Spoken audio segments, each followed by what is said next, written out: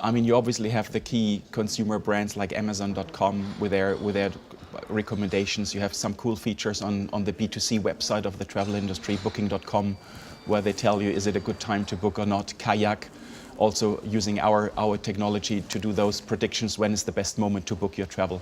And I think those technologies will also enter the corporate travel world to help corporate travelers as well do a better job in organizing their travel. For me, Foursquare really inspires me because it always has location on point, and Mandarin Oriental does perfect work in profiling data for their consumers. Well, yeah, the obvious candidates would be the Googles and the Apples and etc.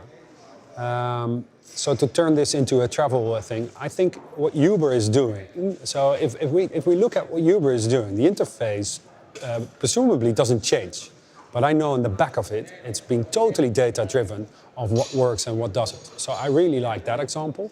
And I also really like Booking.com, because they actually live by the example of validating any assumption that any pixel on their website is actually an assumption that it might work or not. And so I really like those two examples.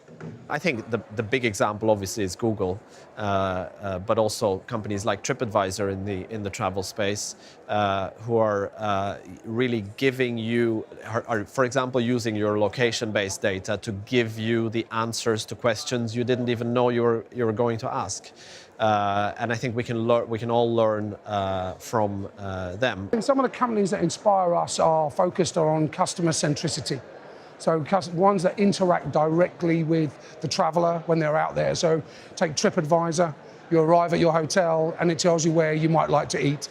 Facebook, where you check in, you check out, it remembers, it tells you when you were last here. So I think what we've got to do is bring more of this customer centricity into the travel management space.